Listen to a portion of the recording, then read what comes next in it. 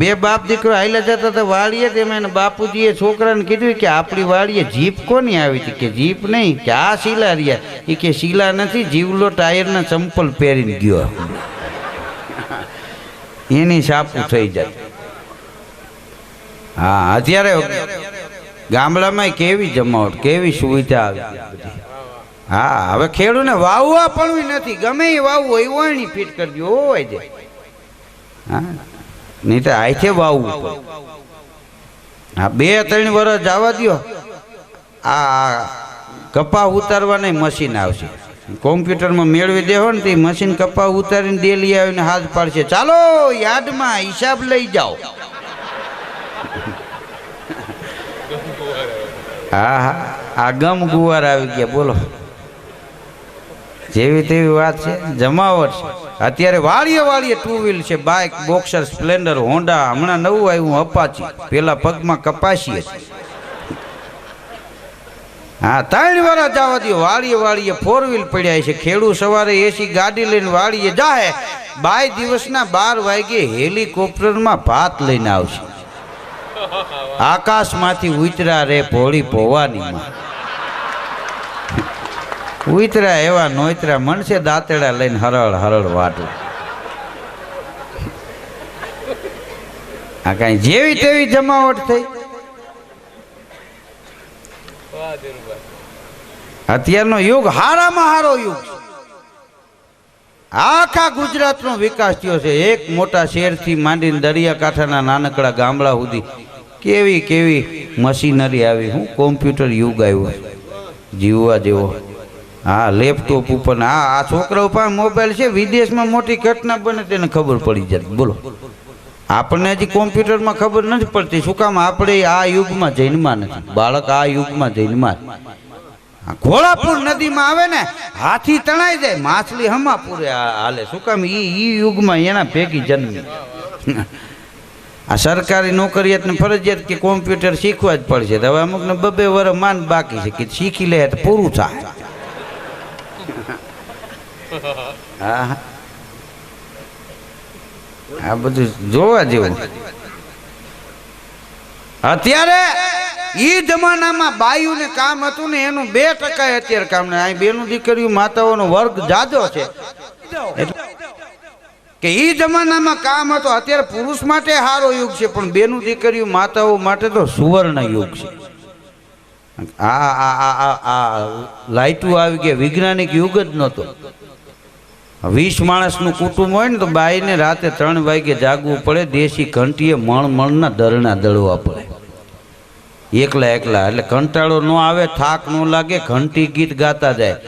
એ વનમાં નહીં મળે તેલ ધૂપેલ, સયરુનો મેળ પધારો પિયર ભણી. સતીજોને સીતાને લક્ષ્મણ વીર પધારો પિયર ભણી. મણના દરના દળતા જાય અને ગાતા જાય.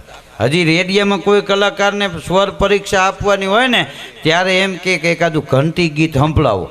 આ ગામડામાં રહ્યા હોય એને ખબર હોય કે આને ઘંટી ગીત કહેવાય. ઘંટીના સ્વરની હારોહાર ગાતા હોય, સુરે સુરે.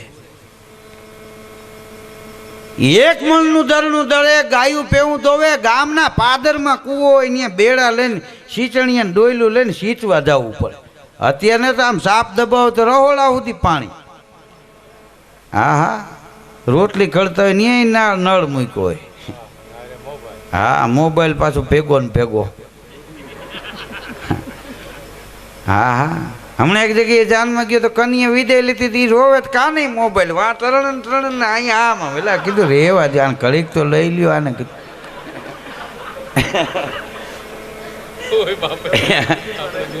હા. હમણાં એક ભાઈ દાઢી કરાવવા ગયા હજામની દુકાને. દાઢી કરતા કરતા હજામે પૂછ્યું મૂછું રાખવાની છે કે હા? ત્યાં તો ઉતારીને હાથમાં આપી દીધી. લ્યો, રાખવી હોય ને રાખી દેજો, અહીં તો કચરામાં વહી જાય. આને હું માદડી મટાવીને કાંડે બાંધવી. હાન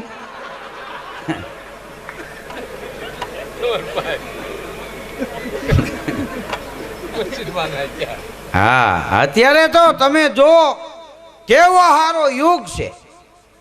ઈ જમાનામાં 3 વાગે બૈરાઓ જાગે, 1 મણનું દરણું દળે, ગાયું પેહું દોવે, પાદરેથી કૂવેથી પાણી ભરી આવે, પછી શિરામણ તૈયાર થઈ જાય, શિરામણ બધા કરી લે, ભાત લઈને વાડીએ વહી જાય, પુરુષની હારોહાર ગાડામાં બેહીને ખેતરે વાડીએ કામ કરે, સાંજે ઘેરે આવે, પુરુષ બળદિયા બાંધે ગમાણે, એ નિરણ નીરી અને પુરુષ બજારમાં વહી જાય, બાઈ દેશી ઘંટીએ દળે, ગાયું પેહું દોવે, વાળું તૈયાર થઈ જાય, આખું કુટુંબ વાળું કરી લે, છેલ્લે એ બાઈ વાળું કરે, એને સ્ત્રી ન કહેવાય બાપ, એ અન્નપૂર્ણાનો અવતાર કહેવાય, આખા કુટુંબને ખવડાવીને ખાય,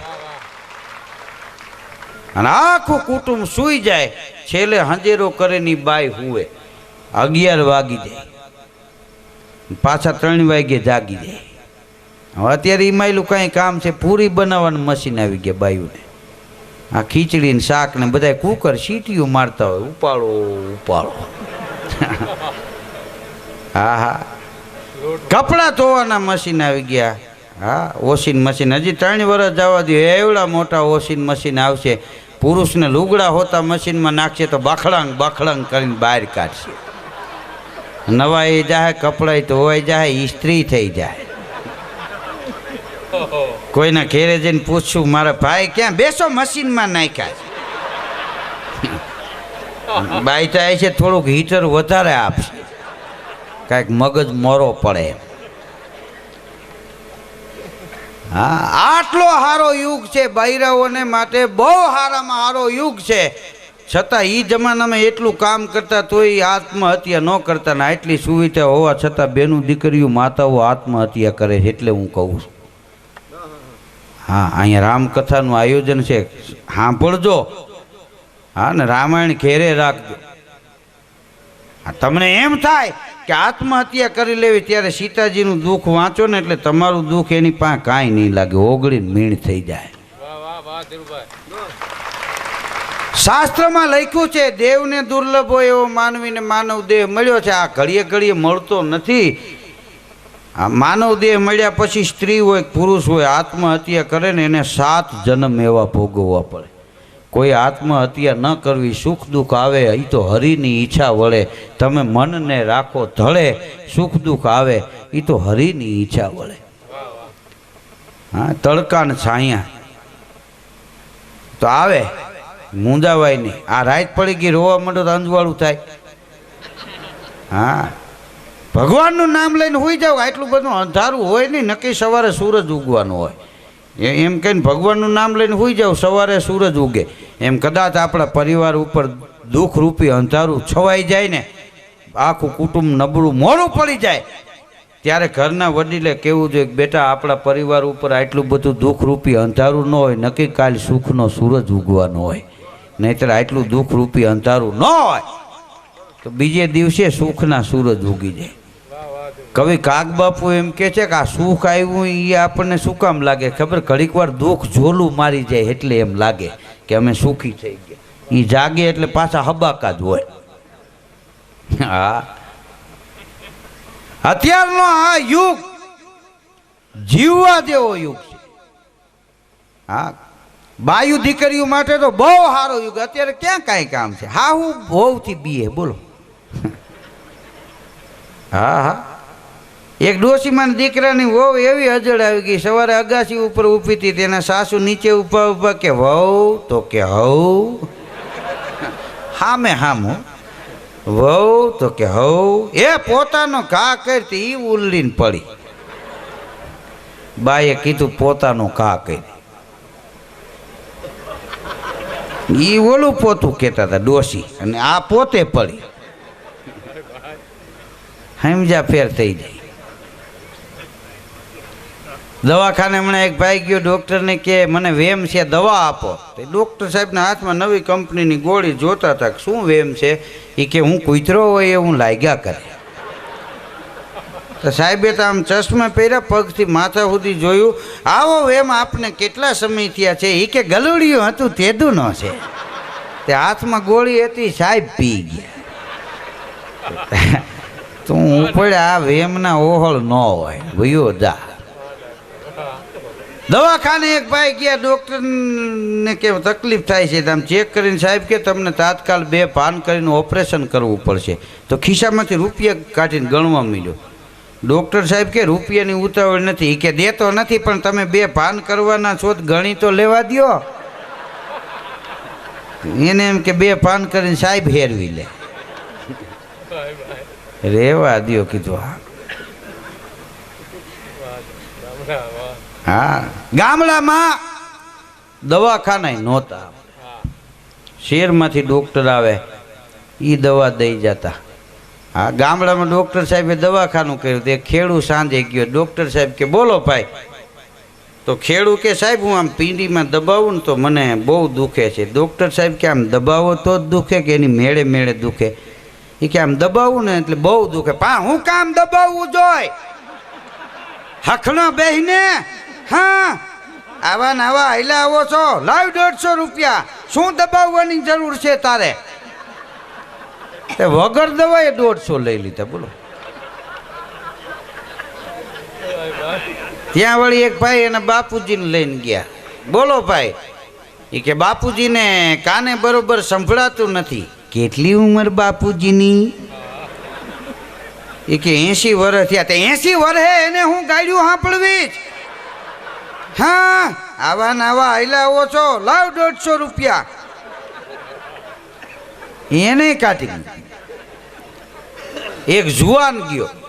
ડૉક્ટર સાહેબ કે બોલો ભાઈ. એ કે સાહેબ હું બસમાં બેસું ને તો મને ચક્કર આવે. પણ શું કામ બેહવું જોઈ? છકડા કેટલાય જાય. બુદ્ધિ વિનાના આવા ને આવા હાઈલા આવે. હા, લાવ 150 રૂપિયા.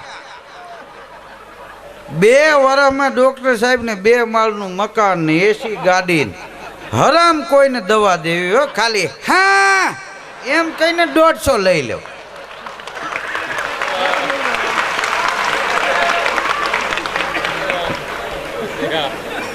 હવે એ ઓલા ખેડૂને ખબર પડી કે મને કકલાવીને સાહેબે 150 રૂપિયા લીધા. એમ 3 વર્ષ થયા સાહેબ આખા ગામને કકલાવે છે ને 150 રૂપિયા લઈ લે છે, દવા દેતા નથી. હવે ખેડૂને એક દી હાંજે મગજ ગયો, પાવડાનો હાથો લઈને ગયો દવાખાને. આમ હાથો અને ઊભો રહ્યો. સાહેબે વળી એની ટેવ પ્રમાણે પૂછ્યું બોલો ભાઈ. એ કે સાહેબ 3 દીથી એમ થાય છે, કોકને 2-3 નાખું? કે નાખો. 3 નાખી સાહેબ અને હટીને કેડમાં પાટું માર્યું. હા, આમ દવા દેવાય આમ. ડૉક્ટર કોમોમાં આવી ગયા. બોલો.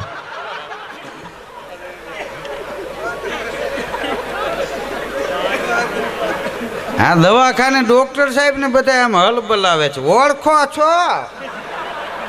આંખું નથી ઉકાળતા. હા, 3 દી પહેલા એક દી હું ગયો દવાખાને. તે ડૉક્ટર સાહેબના ઓશિકા પાસે ઊભા રહીને મેં કીધું હા. તો અહીંયા સેજ આમ જોયું. એને એમ કે હાથાવાળા આવી ગયા. શું વિજ્ઞાન જાથાવાળા હારા પણ પાવડાના હાથાવાળા નહીં હારા.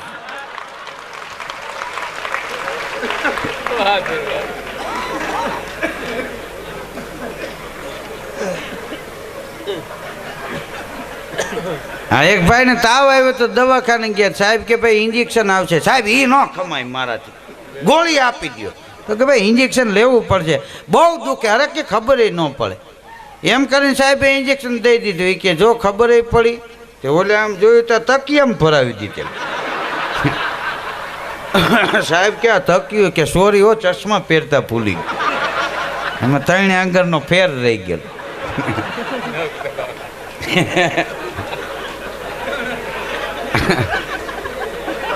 હા, એક બાપા ને ડોશીમાં 2 દવાખાને ગયા. હવે બાપાને તકલીફ તો એ કે બાટલો ચડાવવો પડશે. કે ચડાવી દો. ડોશીમાં કે એટલે આમ બાપાનો હાથ માંડ્યા સાહેબ આમ આમ દબાવવા. કે એ શું કરો? કે આની રગ ગોતું છું. કે એ સાહેબ રહેવા દો, 70 વર્ષ થયા મને નથી જડી. અરે કે રગ એટલે થોરી નસ. નસ ઉપી? કે થોરી નસ તો આ ઉપી.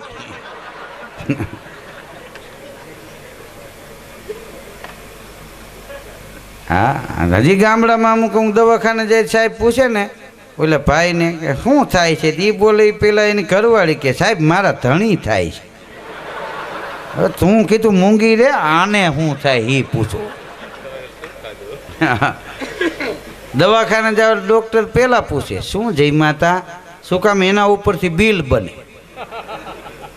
તમને પૂછે શું જય માતા તમે એમ કહો જાંબુ નળદિયા ને બાસુંદીની કે 500 રૂપિયા આપી દો કારણ કે આ હારી પાલટી હોય તો જ આવું જયમાં હોય ને.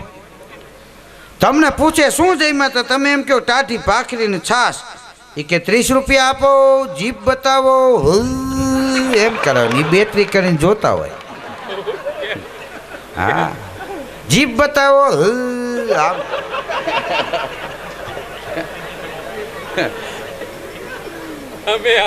હા હા અમારા રાજકોટમાં 2000 ડોક્ટર છે બોલો લાયસન્સ વાળા. લાયસન્સ વિના તો અલગ એ તો તમે થાબરો હોય તો ઇન્જેક્શન ધમકાવી દે.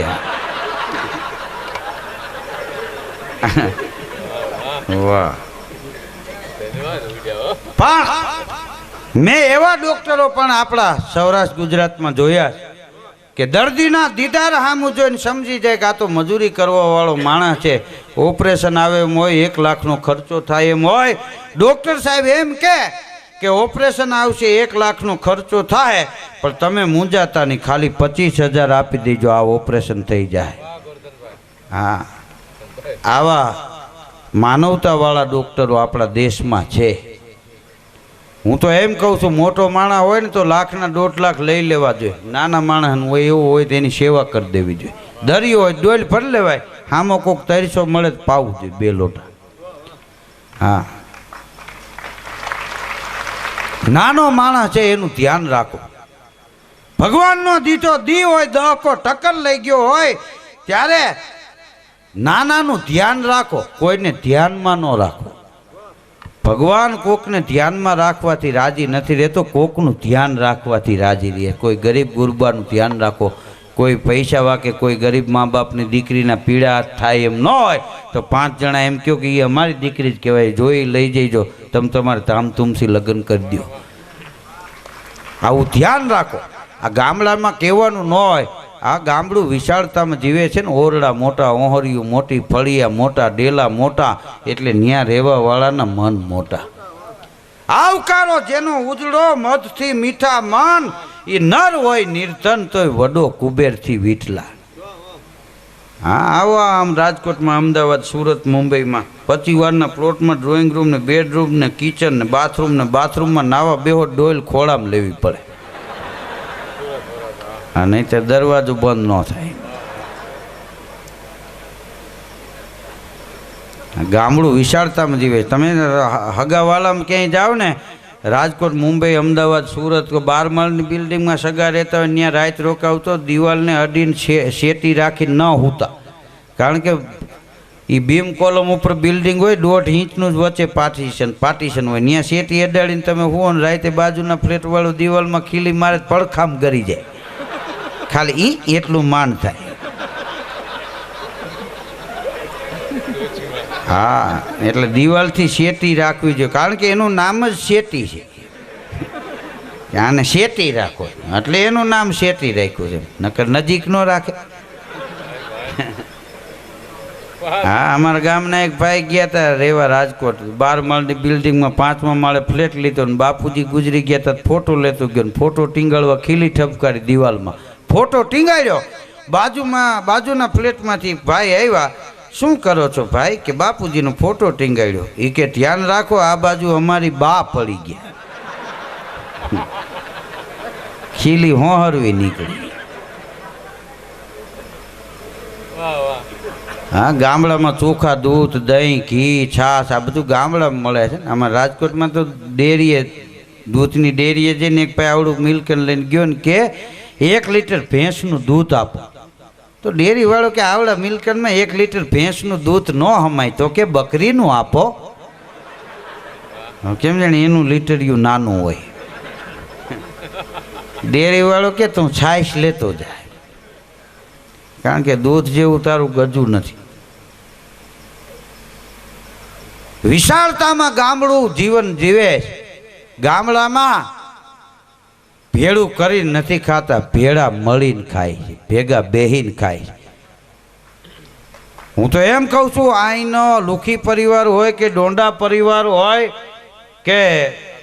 કે રાખોલિયા પરિવાર હોય કે અકાળા ગામનો કોઈ પણ 18 વર્ણમાંથી કોઈ પણ માણસ હોય, એ બહાર ગયો હોય અને વિદેશ કે આ બીજા સિટીમાં જઈને રૂપિયા કમાણા હોય, પણ છતાં એને અકાળા પ્રત્યે, એની જન્મભૂમિ પ્રત્યે આટલો પ્રેમ રાખ્યો છે ને, આનાથી મોટી માનવતા બીજી દુનિયામાં કોઈ ન. જન્મભૂમના જતનની જેને હરદમ હૈયે આમ, એ મેદાને મરનારનું પછી નવખંડ રહે નામ. આ જન્મભૂમિ છે ને, એ ભગવાન રામ રામાયણમાં બોલ્યા છે ગીતો, જન્મભૂમિ છે એ સ્વર્ગ કરતાંય મહાન છે. એટલે અકાળાના જે આ વડીલો બહાર કામ કરે છે, બહાર ઉદ્યોગ જમાવ્યા છે વિદેશ સુધી, પણ અકાળા માટે એને પ્રેમ છે ને, એને આ કાળીઓ ઠાકર કોઈ દી જીવનમાં વાંધો નહીં આવવા દે. હા, એને કોઈ દી કોઈ વસ્તુ ઘટશે નહીં, કારણ કે એ વિદેશમાં હોય તો એને જન્મભૂમિની સુવાસ સુગંધ ન્યા સુધી આવે છે. એટલે આ પરિવાર બધા અહીંયા આવે છે અને આખું ગામ સમજ આમાં 1 રૂપિયો આપ્યો હોય, 10 રૂપિયા આપ્યા હોય, તેને નાનો ન માનતા. ધર્મનું કામ હોય ને મજૂરી કરવાવાળો 10 રૂપિયા આપે ને તો એ કરોડની હારમાં છે. શું કામ? પરસેવાના રૂપિયા જે પર સેવામાં વાપરે છે ને, આનાથી મોટું દુનિયામાં બીજું કોઈ ન હોય. કદાચ 10ની નોટ આપી હોય એ નાના માણસે, અને મોટા માણસે 1 કરોડ કે 1 લાખ આપ્યા હોય તો એ 10ની નોટ એની હરોળમાં છે. એટલે આ પહેલા દોરમાં આપ સૌએ મને શાંતિથી માણ્યો, એ બદલ આપ સૌનો ખૂબ ખૂબ આભાર. અને ફરીવાર લોક સાહિત્યની હાસ્યની વાતો હું સંભળાવીશ. પાછા દોર હોપી આપણે વિજયદાનભાઈને. જય સિયારામ.